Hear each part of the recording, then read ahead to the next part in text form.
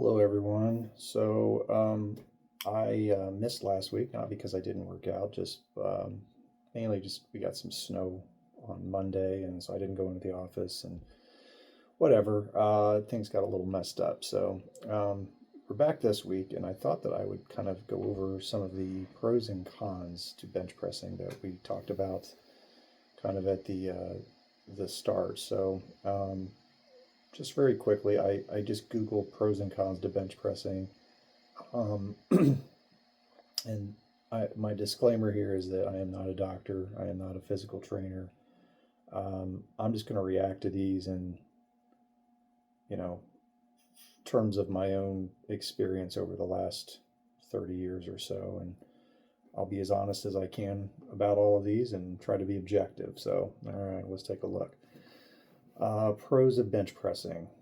First of all, like I said, I just Googled pros and cons of bench pressing. It looks like I just got an AI overview based on the TRX training one, whatever that means. Pros of bench pressing. Number one, muscle growth and strength. It's considered one of the best lifts for building a powerful chest, as well as strengthening the shoulders and triceps. Yes, I agree. I think with dumbbell press and some variations of both incline and decline, this is the best way that you can build your pecs. Number two, progressive overload. The use of a barbell allows for easy and consistent weight progression, which is crucial for long-term strength gains. Yes, absolutely. This is where the fun part comes in my mind. So I love when things can be measured in a consistent format. There's not a lot of ways around this. It's the bar, it's the plates, and whether or not you can push it off of you. So that's one of the things that I love about it. I love watching the progress. I love the challenge of it and the simplicity of it. It's just you against the weight. Number three, efficiency. As a compound exercise that works several muscles at once, making it a time-efficient option for a comprehensive upper body workout. Absolutely. We talked about how important the triceps and bench press are. Same with the shoulders to a lesser extent, but you're going to work all three of them while you're bench pressing. Number four, versatility. The angle of the bench, incline, decline, and grip width can be adjusted to target different areas of the chest and supporting muscles. Yeah. So I believe that most people who bench press also tend to do the incline press, which great. I think, for rounding out the top part of your pec, it's a great exercise. But I would also like to submit that decline press is greatly underrated. I think when you start getting up into some of the heavier weights, this is a really good way to start strengthening the lower part of your chest and helping it engage with the triceps when you're using that angle.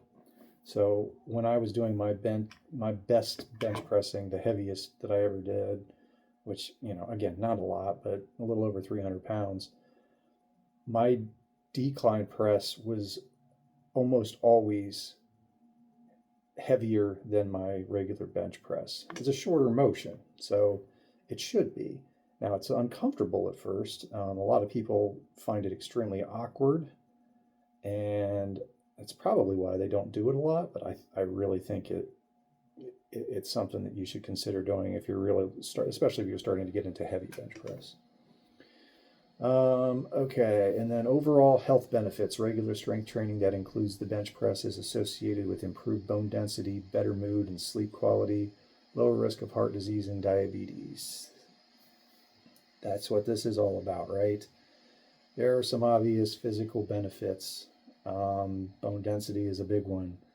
But sleep quality, lower risks of heart disease and diabetes, and as we discussed a couple weeks ago, the improved mood, that euphoric feeling that you have after you're done. I think this is what people, they're either missing out or they're underestimating how great you feel afterwards. And that goes for working out in general, but I really do think that bench press is really a good way to just make yourself feel better. Okay, And now let's talk about some of the cons of bench press. Okay, injury risk. The movement can place significant stress on the shoulder joint, potentially leading to rotator cuff or labrum injuries, especially with a wide grip or lifting beyond a safe range of motion. Yeah. Okay, so I know that all of these are very realistic injuries that we all risk when we're doing bench press. I think, rotator cuff stuff tends to be the most common issue. I can only tell you this. In 30 years of doing this just about every week, often a couple days a week, I've only had maybe 2 injuries that are worth even noting. One was something that I guess was kind of a common thing, which I had never heard of at the time, but a lot of people who bench press over time will wear down the end of their collarbones until it kind of almost sharpens it, and then it starts catching on the nerve right there. And so 22 years ago, I went in and I was having that issue where as I would get down to bench press, I would get this shooting pain kind of right through my shoulder and into my collarbone. And the MRI showed that I had done exactly that, where I had kind of worn down that collarbone. So I had a relatively easy surgery. It was outpatient. They just went in and shaved off the end. I think it was called the distal clavicle.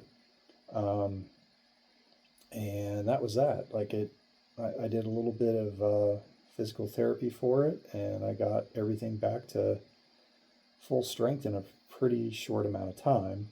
Now, at that point, I would have been, 27, 28 years old. So a little different story probably if you get older. But that was one injury. The second thing that happened to me, I did partially tear a pec.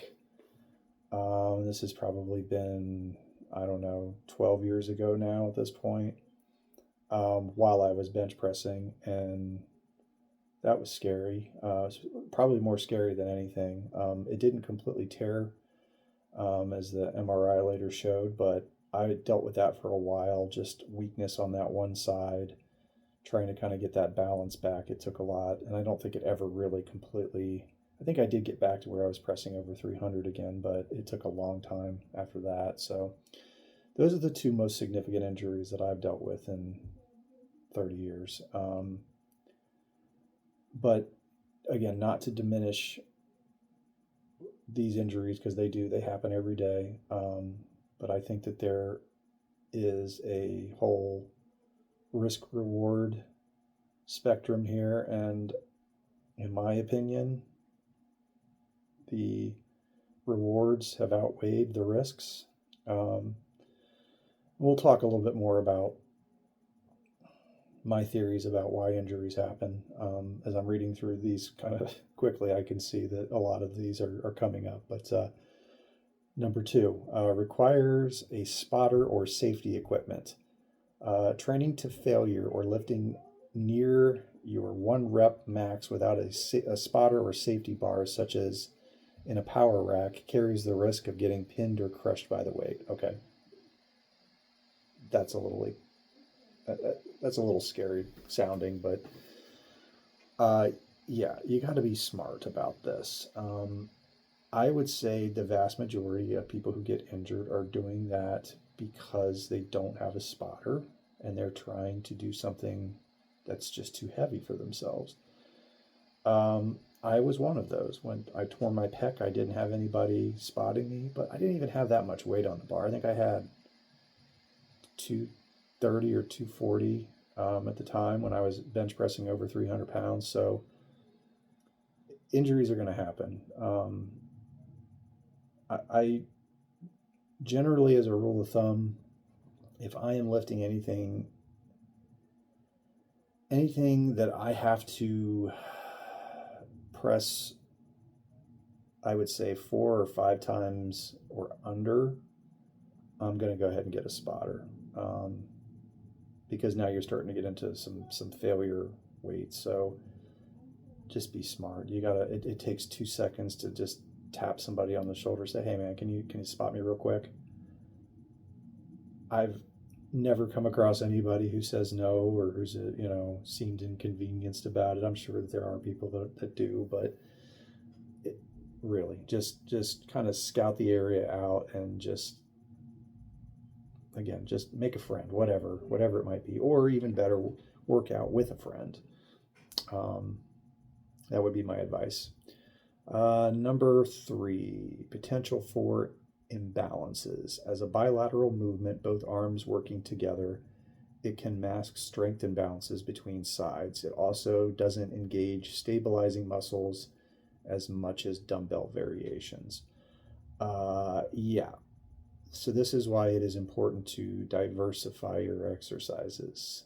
Do dumbbell, incline, decline, mix in some push-ups, because that is a big thing. You do need to spend some time focusing on some of the weaker parts of your routine, right? So if your right side is a little weaker than your left side, that may not show up when you're bench pressing, but if you're doing dumbbells, you should be able to note that. And I think over time you generally just get strong enough that they should be pretty balanced. I think. Number 4, limited range of motion compared to other options. The fixed bar path can limit the natural movement of the shoulder and may not provide as deep a pec stretch as dumbbell presses or dips. Same thing. I would never advise anyone to just sit down and do bench press and call it a day. Also, something that I definitely would stress is you also have to work back. You don't necessarily think about how your back, engages in bench press, but when it comes to imbalances, I think that's a good way to get hurt right away, is if you're just doing chest and not working especially just sit down and do like some rows, dumbbell rows, or the rope pulls. That kind of thing will help just balance out your lats and kind of provide some stability. Over-reliance, specializing solely in the flat bench press without balancing with pulling exercises. Rows, pull-ups can lead to poor shoulder function and posture over time. There you go. I agree. Okay, considerations for usage. Prioritize form over weight. Yeah, that's a big key to doing this the right way, is to build up slowly. I think, especially when you're younger, it's really easy to get excited about starting to push heavier weights and seeing those increases and maxing out. I know I did this all the time. It was like I would max out almost every day when I started bench pressing, and I know it's fun, but that's not how you make gains. Like, you have to put the work in to build up and then have a max day, whatever, once a month or something. But prioritizing form is a huge thing. I think especially when you're starting out, we talked about those imbalances. You see it a lot with like high school kids, who are, sitting on a bench, and then they're bench pressing the bar, and then they're doing this. I mean, I did that too. I remember those days. So that's why it's important to just focus on your form and try to get that right. And I think pretty quickly, within a few weeks or months, you should start seeing, your form improve, just from doing it. I think once you get a little bit of muscle memory, and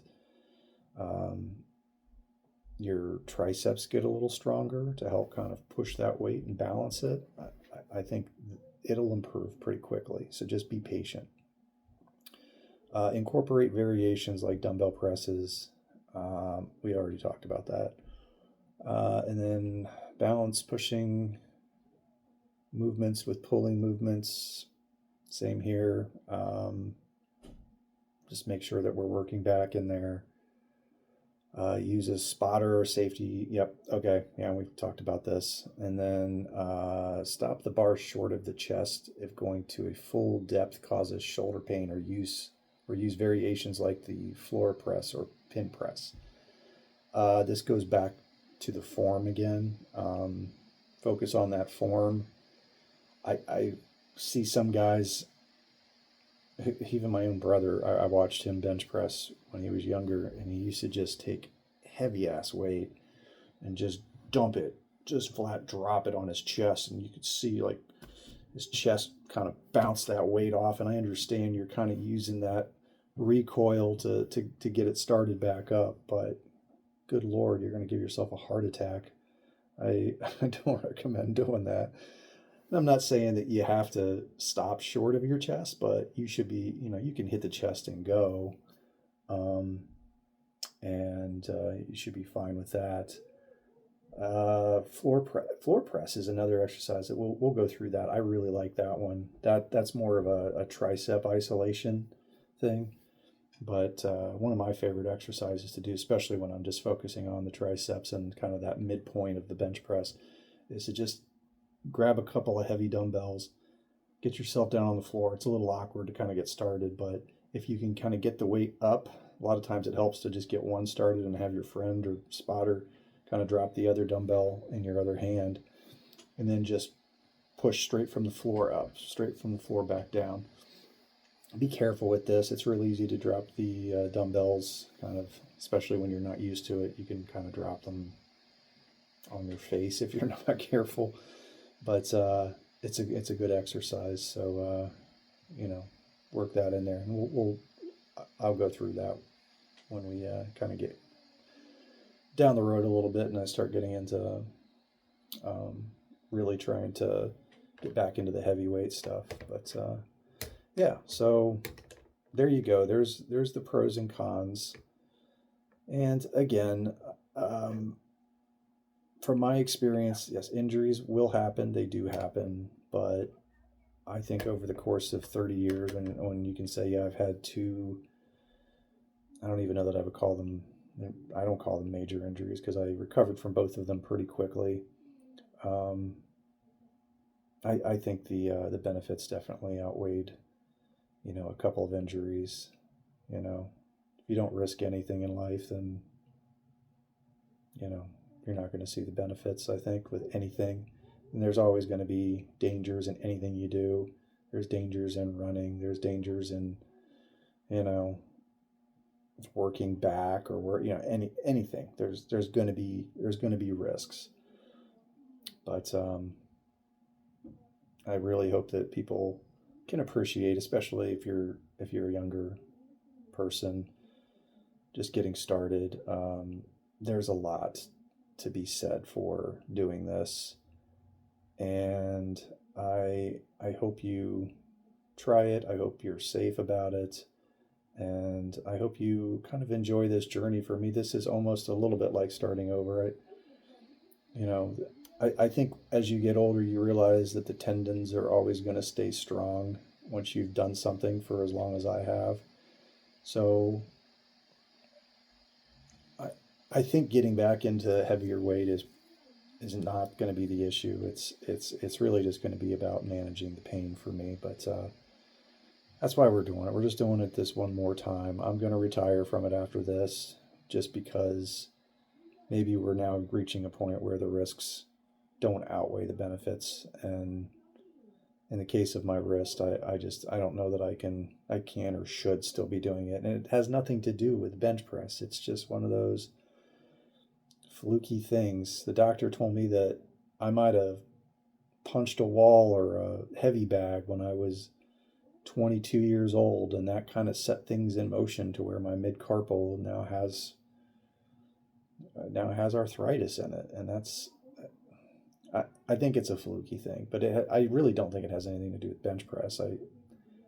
Otherwise, I would have issues with my left hand too, I think. But who knows? Who knows why these things happen? But that's my take on all this, and I hope you'll continue to kind of follow me in this journey and learn some things on the way, and hope take some things away from it, not just even exercise, but some of the mental things that I'm telling you, you can really benefit from here. All right, that's all for me for this week. I will catch up with you next week. And, if this is anything that interests you and you're following along, hit the subscribe button, leave a comment. I'd like to hear from some people. I'm happy to talk about anything that we've discussed so far or take some suggestions. I already did get one suggestion for some grips that I can put on the barbell. Those should be coming any day now. So I'm going to try those, and I will take some video of that hopefully next week, and I will show you how that goes. All right, till next time.